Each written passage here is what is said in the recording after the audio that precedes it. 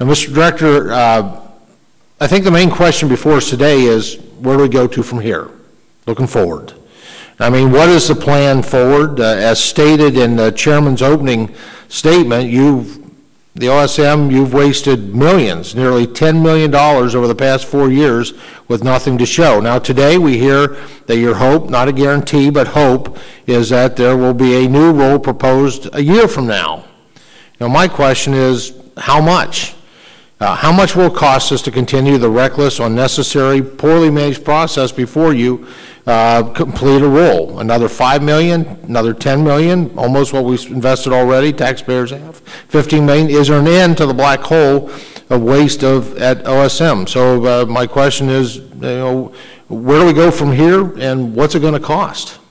Well, I believe it's about $8 million to date, and I agree that that's a lot of money to the average American. It's a lot of money to OSM. Perhaps if we were exempted from all of these cost-benefit analysis, we could do the process a lot more efficiently, but I'd be willing to... Well, Director, let me just say the cost-benefit analysis is a safeguard for American citizens. Regulations comes at a cost, and it is a cost-benefit.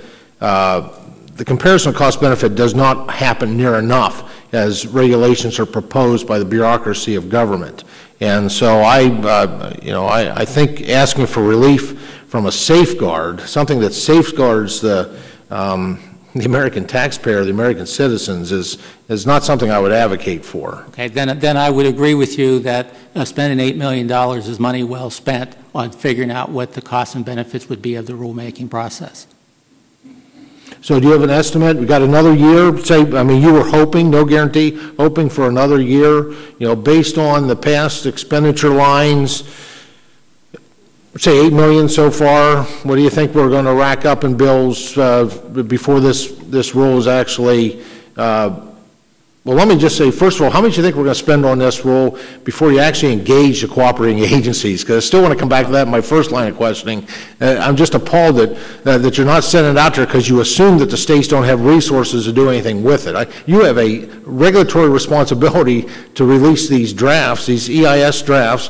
You don't get final pick. The regulations are clear. The Department of Interior is very clear of engaging the cooperative agencies. So how much are we going to spend? How much money, additional money, are we going to spend until we at least get a draft released to the states? Well, I can get you the total contract dollar amount. We have a contract in place. I don't have that number at my fingertips as far as what we have for the contractor to perform. It is a type of contract that's based on them producing certain documents and certain products, and we are on track for having products. The contract is capped out at a certain amount. I don't remember the number on that. We've been very cautious, and at our meetings, we limit our meetings. We're conducting our meetings by teleconference call, minimizing travel, doing whatever we can to minimize and control the costs on that, so we do not exceed our existing contract cost on that. Well, I appreciate you saying you're cautious about it, but I will say it has been costly, and up to this point has been quite ineffective and potentially damaging to just a tremendous number of jobs. I had an opportunity, I was out, I represent Western Pennsylvania, it's a little further Western Pennsylvania, having dinner in a county out there just a week or so ago, and had a individual from the coal industry and his wife walked up to me.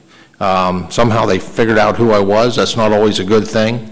I was outside my congressional district. Well, this couple, this family is just devastated with what's going on with the coal industry in Pennsylvania. And what's devastating is, the Congressional Research Service just did a report that shows we have the largest reserve of coal. We have 88 billion more short tons than Russia, who's number 2, of coal remaining. We've got the technology to be able to do it right.